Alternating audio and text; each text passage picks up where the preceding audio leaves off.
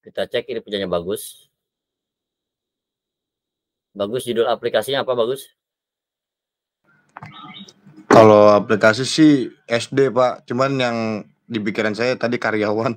Ya, sesuai dengan aplikasi.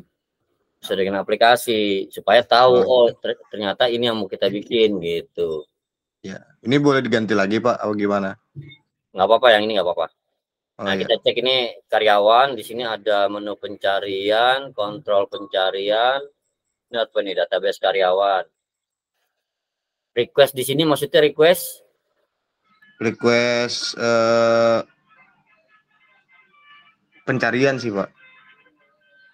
terus pencarian, send input, kontrol, validasi input, database, hasil validasi.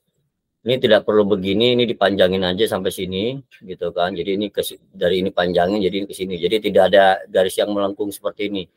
Ininya Iya Pak. ke bawah, gitu ya. Oke, ini juga sama.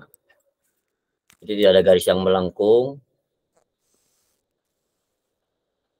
Ya, secara umum sudah bisa gitu, sudah benar gitu ya secara umum. Tinggal nanti ini disesuaikan dengan apa yang kita punya, apa yang kita mau gitu ya. Kalau kita Baik Pak. request apa yang kita minta gitu dari sebuah form. Nah, pertanyaannya dari user ke form itu biasanya melihat gitu ya. Itu melihat gitu ya. Request itu biasanya dari form ke modul. Jadi form itu kita mengetik kata kunci, begitu enter ada permintaan dari form ke modul, ke kontrol gitu ya. Permintaan biasanya begitu gitu. Kalau request yang dimaksud di sini adalah request permintaan menampilkan, ya itu mungkin bisa menampilkan gitu ya. Tapi kalau offline ya. Oke, ini contoh.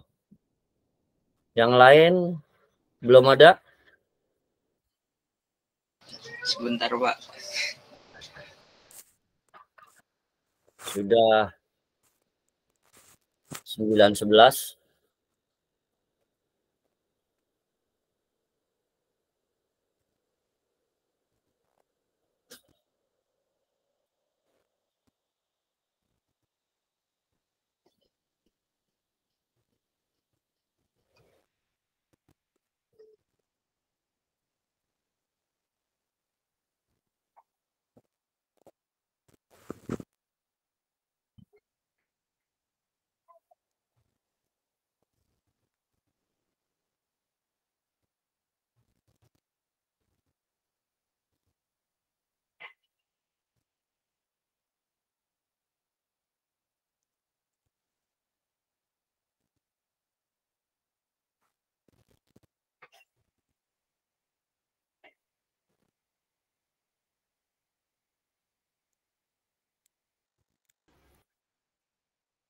Ini sudah ada Muhammad Sahrul Hakim.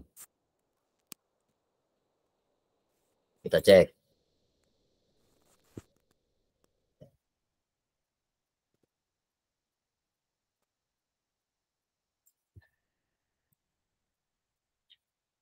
Registrasi Litbang.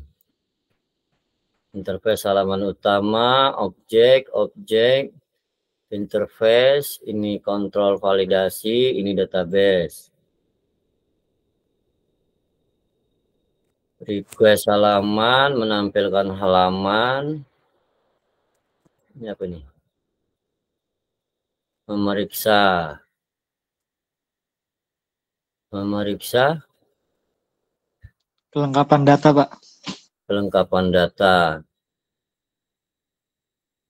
Dari objek, dari user ke kontrol. Mempersiapkan data.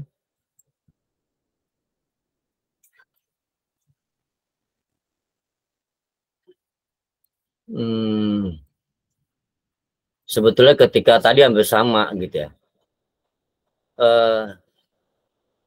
Bagaimana melakukan pemeriksaan kelengkapan kalau kita belum melakukan penginputan? Inputnya di mana? Kan gitu. kan harus ada input. Setelah kita menampilkan halaman registrasi, kan kita menginput tuh, menginput, lalu kita melakukan klik simpan gitu ya. Nah, pada saat klik simpan, baru dia melakukan memeriksa kelengkapan data gitu ya. Jadi klik simpan itu nanti akan ada dua action melihat apakah field itu terisi semua. Kalau berhasil dia langsung nyimpen gitu ya. Tapi di sini yang hilang adalah tahap penginputan gitu. Di sini kan melakukan pemeriksaan data apa yang diperiksa, orang belum diinput gitu. Nah, ini yang saya bilang ada hal yang hilang di sini gitu. Tahapannya ada yang hilang gitu ya. Berarti setelah ini Pak ya, setelah tampil halaman itu dari alurnya interface halaman registrasi ke user ya Pak? Nah, untuk dari halaman registrasi user ke halaman registrasi, sorry. Ini kan muncul nih. Oke. Ini interface menampilkan halaman kan. Nah, dari user ke halaman registrasi itu nginput. Ngisi, maksudnya ngetik gitu. Mengisi data registrasi sampai halaman input. Nah, dari isi data registrasi baru di sini. Dari sini ke sini melakukan pengecekan apakah data itu sudah terisi dengan benar. Kalau sudah, baru kalau oke berarti bisa simpan. Kalau tidak, tampilkan notifikasi data tidak lengkap. Notifikasi data tidak lengkap ini pesan dari kontrol ke interface ke user itu pesan gitu. Menampilkan ada tanda merah. Kadang-kadang kalau kita ngisi registrasi itu kan ditampilkan layar kolom yang belum diisi atau kolom yang salah, tulisannya warna merah gitu ya. Di situ tertulis misalkan karakter maksimal 10 misalkan. Harus ada karakter alfabet bla bla bla bla kan gitu. Biasanya seperti itu notifnya gitu ya. Atau intinya dia notifnya balik lagi ke halaman interface tapi menampilkan halaman tersebut atau field yang belum diisi. Biasanya seperti itu. Gitu. Jadi ada beberapa tahap lagi di sini yang hilang. Pertama menginput, lalu pesan ke interface maupun ke ini memberikan notifikasi berhasil. Itu kan sebetulnya pernyataan dari database ke kontrol dulu bahwa data tersedia gitu. Data tersedia ke kontrol baru menampilkan ke interface bahwa penyimpanan berhasil, baru interface ke aktor menampilkan notifikasi layar atau notif keberhasilan, simpan berhasil misalkan gitu ya. Itu oke, makasih Pak. Ya. Nah, untuk ujian, nah ini saya tekankan nih, kalau untuk UPM nanti Anda bukan dilarang sih, Anda tidak boleh membuat sequence itu dalam bentuk login atau registrasi. Ya. Jadi kalau nanti disuruh buatlah sequence diagram dari cerita di atas. Anda buat dari salah satu proses selain login dan registrasi. Anda bisa ambil proses input data masternya misalkan atau proses transaksinya gitu ya. Kalau proses input data master ya udah Anda tuliskan apa proses penginputan apa yang Anda pakai gitu ya. Itu aja gitu. Kenapa tidak diperkenankan? Karena login dan registrasi itu rata-rata sama semuanya. Tapi kalau penginputan yang lain, nah itu pasti biasanya berbeda gitu ya. Ya. Oke, itu tentang ada lagi yang mau upload di sini? Tidak ada? Kalau tidak ada, ini saya close.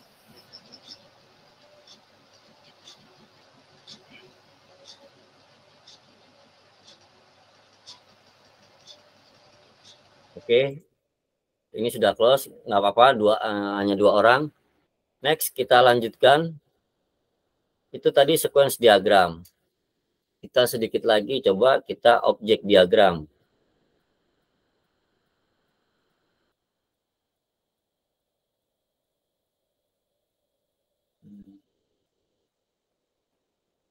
Yang ke-10 itu objek diagram.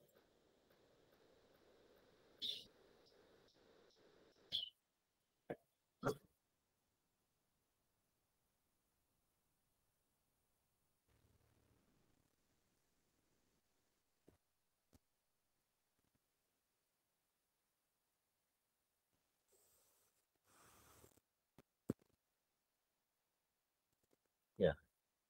Kita cross check objek diagram. Ini sama dengan kelas. Makanya saya suka tekankan, kalau Anda sudah bisa kelas, biasanya ini tidak susah karena perbedaannya sedikit. Anda bisa menuliskan objek diagram itu dengan nama objeknya dan nama kelasnya. Ini nama objek. Objek itu nilai atau field yang kita ambil, gitu ya. Ini nama kelas, gitu. Atau dituliskan bisa seperti ini, nama kelas, lalu nama objek dan nilainya.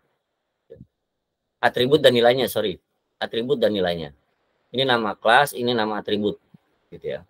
Kebetulan ini contohnya objeknya adalah field, salah satu field, gitu ya. Kita cross check. Kalau kelas ada tiga bagian, nama kelas, atribut, dan action, gitu ya. Ada metodenya di sini kalau kelas. Kalau objek tidak ada. Jadi objek hanya dua, nama kelasnya, lalu atribut dan nilainya. Gitu. Oke. Cuma jadi semuanya sama. Lalu patokannya apaan? Table. Database yang Anda pakai apa gitu ya. Nah, itulah database yang Anda gunakan gitu ya. Kita lihat contohnya. Kalau kelas diagramnya seperti ini, ada 3 tabel, ada 4 tabel, 4 database, ada relasinya, ini relasi ya, ada relasi. Ini kalau kelas itu ada atribut, ada metodenya, atribut, metode, nama kelas. Kalau objek bagaimana? Kita cek objek. Ini sepertinya ada kesalahan 2 nih, ini kesalahan penulisan. Jadi ini 4 tabel, konsumen, nota, item beli sama barang. Ini lihat, atributnya ada, lalu nilai dari atribut itu ada, gitu. Dituliskan. Jadi objek yang diambil adalah salah satu field konsumen, gitu ya. Ini kebetulan ngambil nilai yang diambil adalah K111, misalkan namanya siapa, alamatnya di mana, nomor telepon, gitu. Terus untuk nota yang diambil objeknya ini, gitu ya.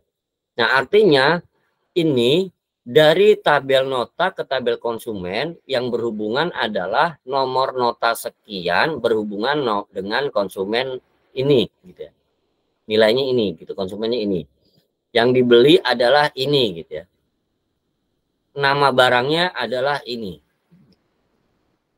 Jadi sudah mengkoneksikan antara data barang sama transaksi pembeliannya dengan notanya dan konsumennya.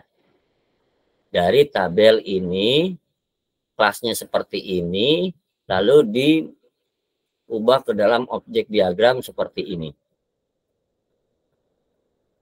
Susah? Enggak, karena cuman ya hampir sama dengan kelas. Hanya menghilangkan metode atau function, lalu tinggal menambahkan nilai. Ini kan nilai. Gitu. Nilai dari atribut itu, gitu ya. Nilai dari atribut.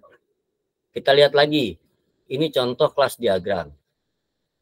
Kalau kita merhatikan kelas diagram ini, di sini berarti ada sekian tabel. Ini kan tabel semua. Nah, kalau kita balik ke teori kelas diagram, ini ada generalisasi, ada asosiasi, gitu. Ini tabel user. Ternyata di sini ada pegawai, ada pasien, ada staf, ada perawat, ada dokter, ada tim, gitu ya. Nah, ini tabel, gitu ya. Ini juga tabel perjanjian, tabel pembayaran, gitu, dan seterusnya. Ada riwayat, gitu ya.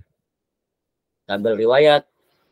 Nah, dari kelas ini kita cek bagaimana objeknya. Ini contoh yang diambil potongannya. Kita ingin menampilkan objek diagram antara relasi pasien, perjanjian, dan dokter, gitu ya. Sama ini satu nih, gitu. Nah, bagaimana objeknya? Kita lihat. Kita mengambil nilai dari pasien ini. Di sini ada metode, di sini tidak ada. Ini objek diagram nih. Pasien nilainya si John Doe ini gitu, objeknya John Doe, ini karakternya, ini karakter. Nah, atribut, ini nilainya. Nilai dari data pasien. Jadi table pasien itu nilainya ini. Lalu pasien ini memiliki, bisa jadi kan memiliki appointment beberapa gitu ya. Nah, kebetulan yang diambil adalah appointment pertama gitu ya. Appointment pertama. Appointment itu memiliki atribut time, date, reason gitu ya. Nah, nilai dari atribut itu iya untuk appointment pertama. Kalau ternyata pasien tersebut memiliki appointment kedua, ya ini dituliskan lagi di sini nih. Satu lagi, appointment 2. Time, date, reason nilainya diisi. Appointment pertama berhubungan dengan siapa, appointment kedua berhubungan dengan siapa. Kalau ternyata di appointment pertama, ternyata dia akan berhubungan atau berelasi dengan 2 dokter. Ya, ini akan dituliskan. Ini dokter yang pertama, terus tuliskan lagi dokter yang kedua, objeknya. Nilai dari dokter yang pertama dan kedua dituliskan juga. Atribut dan nilainya dituliskan. Artinya ini relasi yang dihubungkan antara objek-objek pasien, objek appointment, objek dokter dari sebuah atribut. Nilai-nilai yang ada di dalam objek tersebut gitu kan. Karena atribut itu kan memiliki nilai-nilai tertentu. Nah, atribut dan nilainya harus ditulis. Nah, ini contoh ya. Lalu bagaimana pemasalannya ada lagi. Ya, ini kita ambil contoh lagi. Ini kemarin kita ambil ketika kelas diagram, kita ada contoh form permintaan sama bukti penyerahan gitu ya. Kalau kemarin kelas diagramnya kita sudah buat gitu ya. Ini sudah ada keterangannya, kita anggap kita membuat kelas diagram dari 2 tampilan ini gitu kan. Ini kemarin sudah dijelaskan ketika kelas diagram. Kita lihat gitu ya. Ternyata kelas diagram yang terakhir hasil ini dia. Hasil kelas diagram gitu ya. Kelas diagram itu ternyata ada tabel A, B, C, D, E, F misalkan. Ada 7 tabel. Ya udah, ini tabel barang, FPB, unit, staff, BSB, penyerahan, permintaan. Dari 7 tabel, terus kita bikin objek diagramnya. Nah, kita lihat. Belum tentu 7 berarti gitu ya. Kenapa? Karena satu form permintaan barang ini kan bisa bisa terdiri dari beberapa nilai. Misalkan berdasarkan kode. Kode pertama itu bisa terdiri dari beberapa barang. Saya ulangi. Satu ini itu kan terdiri dari beberapa barang nih. Kalau barangnya ada 3, berarti kemungkinan kita akan mengambil 3 objek dari tabel barang. Satu nomor itu berisi 3 barang. Gitu. Satu nomor berisi 3 barang. Nah, kita lihat di objek diagramnya. Satu nomor FBB terdiri 3 barang. Nomor FPB-nya 1, nomor FPB-nya 1, nomor FPB-nya 1. Barangnya ada barang 1, barang 2, barang 3. Gitu. Permintaan pertama, permintaan 2 berdasarkan kode barang. Ini nama barangnya, ini kode permintaannya. Ini nomor FPB-nya, permintaan 1 barang pertama, permintaan kedua barang kedua, permintaan ketiga barang ketiga. Permintaan pertama barang ketiga. Satu permintaan 3 barang. Permintaan pertama, barang kedua, barang ketiga. Jadi ada 3 objek barang di sini dituliskan. Nama barangnya apa? Ini, atributnya ini, nilainya ini. Dituliskan semua. Gitu. Begitu juga halnya dengan serah terima. Gitu. Ternyata di kode 01 itu ada 3 barang juga. Barang pertama, kedua, ketiga. Ya sudah. Bukti penyerahan pertama, barang pertama. Nih, bukti 1, barang pertama, ini barangnya. Bukti 1, barang kedua, ini barangnya. bukti serah terima 1, barang ketiga ini barangnya.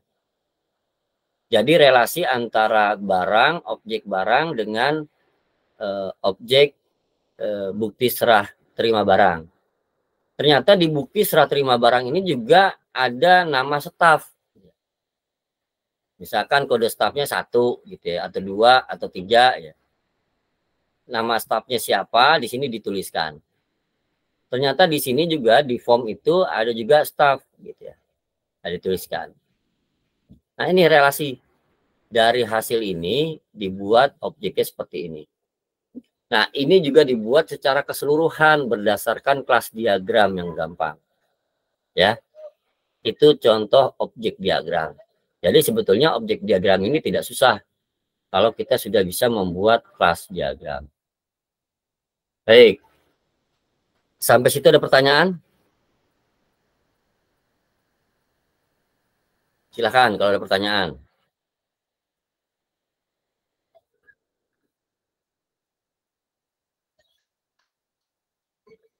Tidak ada? Oke, kalau tidak ada, latihan hari ini Anda membuat sequence sama objek. Gitu. Jadi satu sequence sama satu objek berdasarkan aplikasi yang Anda buat. Gitu ya. Jadi nanti Anda buatnya di uploadnya di LMS. Gitu ya.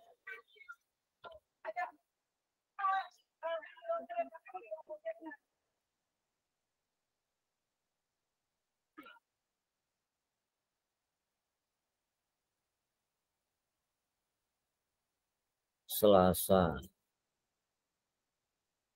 Saya upload materi dulu, ini pertemuan 9, upload materi pertemuan 9, sequence diagram.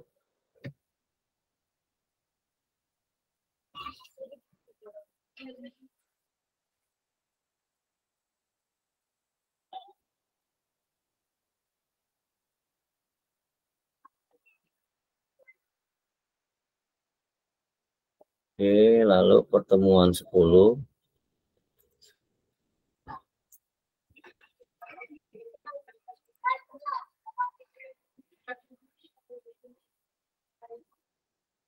Diagram.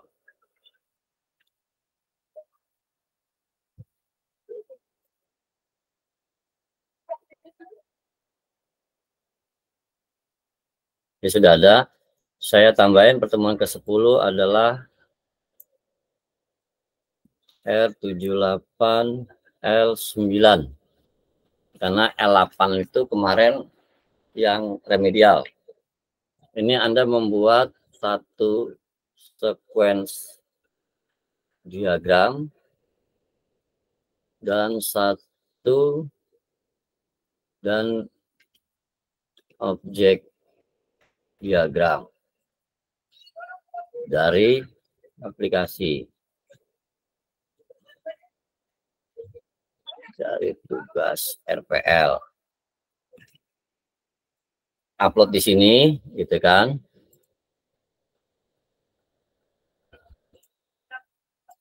Oke.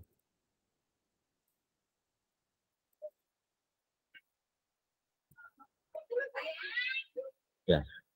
Uploadnya di sini, lalu Anda screenshot hasil uploadan. Ini kan upload di sini, upload.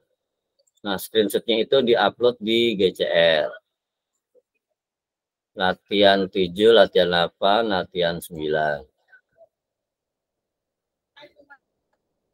R78 L09. Sequence dan objek diagram.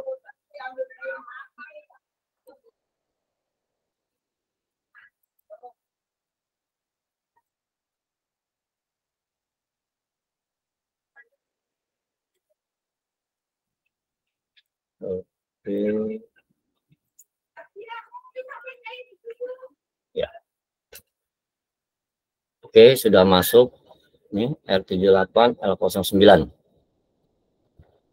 Oke, silakan sampai situ ada pertanyaan.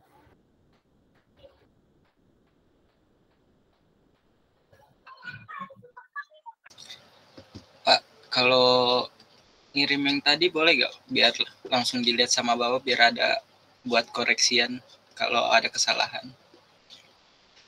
Oh, oke, silakan sebentar. Sebentar.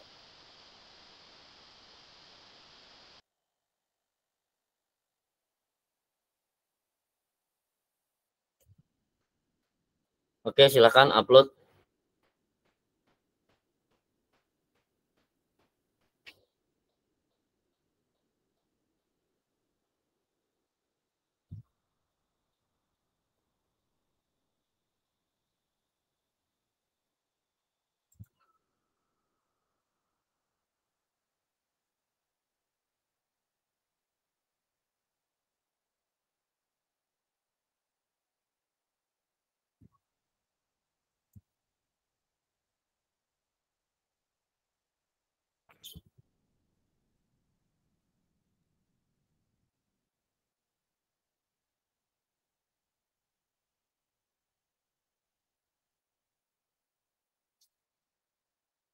Cahyo Sukma. Oke, kita lihat.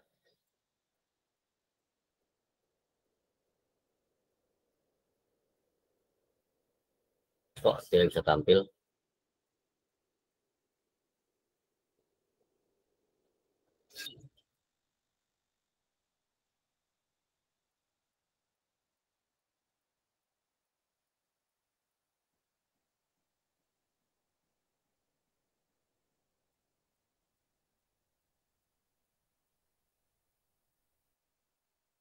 Indo.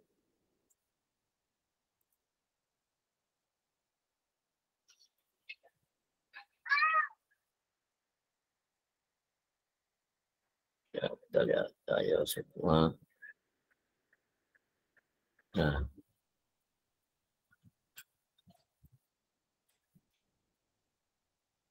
ini tentang mengelola. Data gejala penyakit, Pak. Judulnya apaan? Judul dari tugas akhirnya, Ya, diagnosa penyakit mental pada anak. penyakit pada anak. Oke. Ini mengelola data gejala. Oke, ini si pakar. Ini menu apa nih? Menu pakar. Menu pakar. Oh, menu pakar. Oke, pakar. Terus ini menu gejala. Oke, ini. Oh iya, belum ditambahin itu kayak proses, Pak. Lupa malah dihapus. Menu gejala. Ini kontrol apa nih? Ini apa nih namanya nih? Itu kayak proses itu, Pak. Iya, namanya apaan? Kontrol simpan gitu. Enggak, ini harus modul. Kita nama modulnya apa gitu loh. Apakah nama modulnya modul gejala? Actionnya apa gitu. Metodenya apa? Functionnya apa gitu. Gitu. Misalkan dari menu gejala itu ketika nginput, ya berarti kita punya kontrol gejala. Maksudnya kontrol modulnya modul gejala. Nah, di situ ada action simpan, hapus, edit, delete, cari, misalkan cetak gitu ya. Jadi action di sini. Di sini harusnya kontrol ya, Pak. Iya, kontrol. Karena ini simbol kontrol, ini simbol database. Ya. Oke, kita cek di sini, klik menu apa nih? Gejala, menampilkan menu gejala. Oke, menampilkan itu, menampilkan ini mengelola gejala. Nah, mengelola itu ngapain? Bisa nambah gejala, ngedit gejala, hapus gejala, simpan gejala. Ya, Anda harus buat ini satu, nggak bisa satu, nggak bisa kita bilang apa misalkan saya makan gitu ya, udah makan apa nggak dijelasin, nggak bisa gitu. Kan Anda harus tahu apa yang ngapain, kan aktivitas itu kan per action, per apa istilahnya, pergerakan, per tahap. Mengelola, nah mengelola itu Anda all atau maksudnya mengetik, menangis, mencetak atau apa gitu. Jadi per action, per tahap gitu, nggak bisa di all gitu, harus satu aja ditulis. Misal menginput, ya udah tulis aja menginput gejala gitu. Menginput gejala di mana? Di form gejala. Setelah nginput ngapain? Misal, nyimpen, ya sudah, simpen, berarti simpen itu dari objek menu interface ke kontrol. Karena hasil itu di input kontrol nanti yang akan modul yang akan mengeksekusi penyimpanan gitu. Kalau penyimpanan berhasil langsung masuk ke database gitu ya. Dari sini ke sini langsung klik ke database. Dari database balik lagi ada notif penyimpanan berhasil, terus notif dari modul ke menu gejala itu penyimpanan berhasil. Udah selesai. Gitu. Itu gejala satu tahapan. Lalu ternyata Anda mau mencetak, misal, ya lagi si aktor mencetak. Nah, mencetak itu yang diklik apaan? Tombol cetak yang ada di form gejala misalkan. Ya sudah, mencetak gejala. Terus actionnya klik tombol cetak misalkan. Nah, dari sini akan tampil, akan ada permintaan ke database. Ke kontrol dulu. Permintaan pencarian atau pencetakan data. Nah, si kontrol akan mencari data dulu. Data mana yang mau dicetak, kan gitu. Ketemu datanya, baru melakukan pencetakan. Ketemu data diberikan, melakukan pencetakan, hasil pencetakannya disampaikan ke aktor. Hasil cetak. Karena bentuknya hasil cetak, bisa langsung ke sini.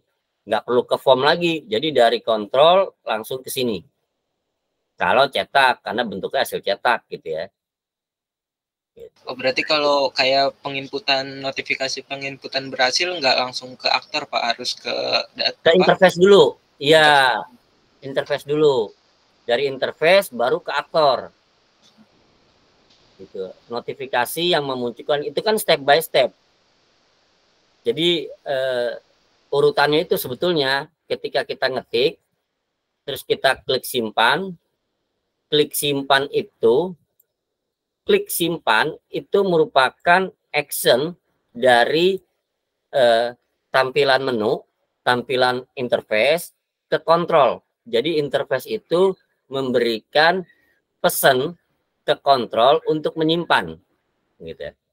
Klik simpan, melakukan penyimpanan. Jadi ini ada permintaan dari si interface ke kontrol, melakukan permintaan penyimpanan.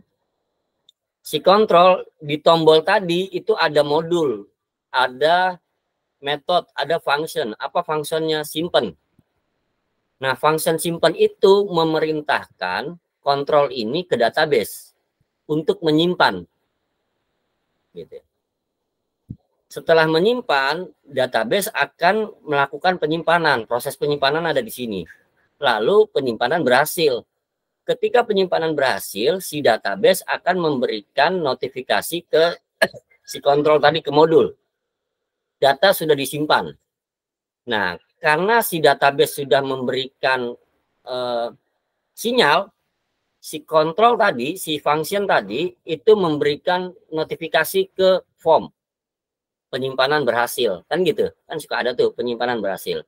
Nah, itu tampilan itu adalah hasil output yang diberikan dari function, dari kontrol, dari modul ke interface, gitu, ke tampilan layar. Makanya muncul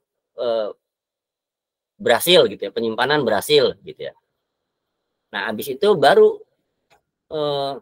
si interface menyampaikan pesan juga. Pesan itu maksudnya si aktor bisa langsung lihat, ada bacaan kan, penyimpanan berhasil. Nah, di sini cuma bisa kasih dari si interface ke aktor, penyimpanan berhasil, selesai. Gitu. Kalau ini bentuknya notifikasi, dari sini ke sini notifikasi simpan berhasil, dari sini ke sini penyimpanan berhasil. Selesai. Nah, pertanyaannya apakah ketika selesai itu menu gejala itu masih muncul gitu ya? Kalau masih ya berarti ini nggak ada aktivitas gitu ya. Tapi kalau ternyata begitu disimpan terus menu gejalanya ke close misalkan. Nah, itu tampilnya jangan dari sini tapi dari sini, dari menu ini. Dari menu depan tadi, menu pakar. Jadi begitu. Jadi memang tergantung step by step apa yang dikerjakan oleh sistem. Gini loh, sama aja kalau kayak kita mau membongkar motor. Membongkar motor pertama kali ngapain sih? Standar 2 motor, kan gitu misalkan. Habis standar 2 motor ngapain? Cabut kunci misalkan. Terus cari perkakas, buka bagian depan dulu, habis itu buka bagian belakang, buka bagian tengah, dan seterusnya. Nah, itu kan urutan-urutan sampai dipasang lagi. Nah, itu harus ditulisin semua tuh. Makanya ada beberapa skripsi terkadang dituliskan seperti ini nih. Kelihatan ya? Pertama ngeklik, ada dia ngasih tanda nih. 1, 2, 3 itu kadang-kadang suka ingin menunjukkan itu nomor 1 aksinya itu. Habis itu ngapain kedua, habis itu ngapain ketiga, habis itu ngapain keempat, kelima, dan seterusnya sampai finish. Tuliskan tuh sampai finish gitu. Oh, ternyata finishnya ke sini, ya terus aja.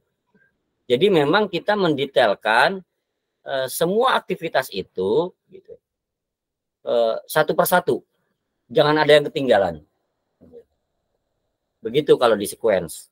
Makanya saya bilang sequence itu akan lebih detail, akan lebih banyak yang dituliskan ketimbang activity atau use case mungkin ya. Kita coba lihat lagi nih.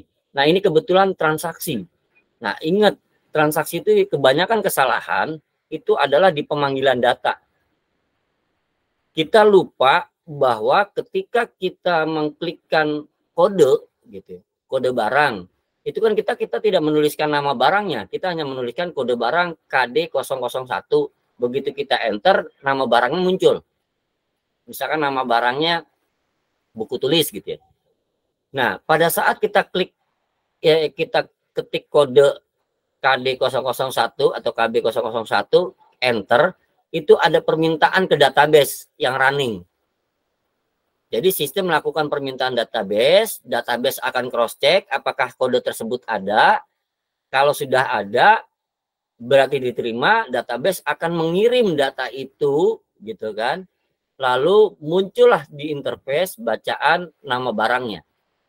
Kan sebetulnya prosesnya itu. Nah, terkadang di sequence itu tidak dituliskan pemanggilan datanya. Nih, contoh. Hanya menampilkan halaman pembayaran dan modul pembayaran. Modul pembayaran itu tidak lengkap. Memilih metode pembayaran, menampilkan metode, pilih metode COD. Oh, ini kebetulan metodenya COD. Artinya hanya form pembayaran itu hanya sebatas untuk konfirmasi gitu ya. Nah, itu mah mungkin nggak terlalu nih ya. Kalau kita tahu kan metode pembayaran itu kan ada sekian kayak di Alfa tuh, misalnya di minimarket, itu kan kode barang dipanggil, nama barang, jumlah barang, harga satuan, semua kan muncul tuh, ting ting ting gitu ya. Nah, itu setiap yang muncul itu harus dituliskan gitu ya. Kalau ini kebetulan formnya hanya sebatas transaksi konfirmasi. Ini pembayaran di sini hanya konfirmasi doang nih. Metodenya dia pembayarannya COD. Terus jadi halamannya itu hanya untuk halaman konfirmasi.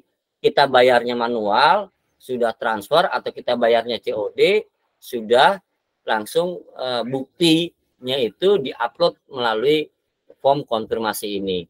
Gitu. Nah, begitu kira-kira ya. Jadi mohon diperhatikan juga terkait dengan kalau Anda mengangkat atau menuliskan sequence yang berhubungan dengan proses transaksi. Oke. Monggo, ada yang mau ditanyakan lagi, silakan. Yang masih bingung-bingung. Sudah, Pak. Terima kasih, Pak. Ya. Nah, itu nanti untuk sequence, untuk yang bab 4, itu semua proses harus dibuat. mulai dari login, terus Anda misalkan mau menampilkan menu pertama apa itu, misalkan penginputan, lalu menu berikutnya adalah penilaian misalkan, lalu memberikan laporan. Nah, itu semua prosesnya harus dibuat sequence diagramnya, dan itu langkah-langkahnya step by stepnya harus ditulis gitu. Ya, begitu. Oke, ada lagi? Baik, kalau tidak ada, seperti biasa silakan Anda on cam, saya mau ngambil gambar.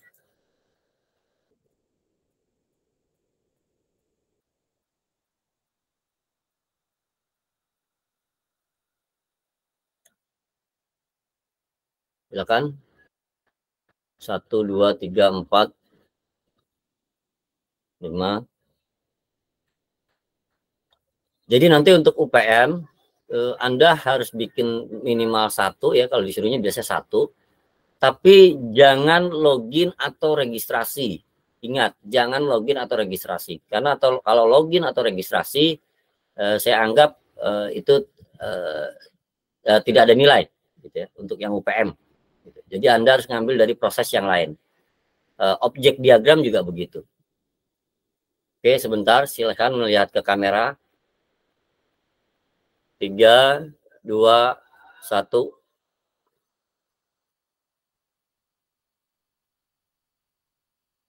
Oke, sebentar saya oper dulu sequence diagram.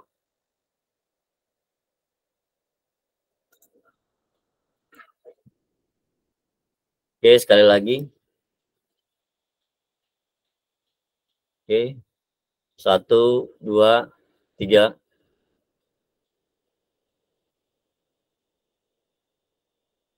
Oke, baik, terima kasih. Hari ini cukup sekian. Saya akhiri. Wabillahi taufiq wal hidayah. Wassalamualaikum warahmatullahi wabarakatuh. Selamat pagi menjelang siang. Waalaikumsalam. Waalaikumsalam. Terima kasih, Pak. Makasih Pak. Ya, sama-sama. Oke.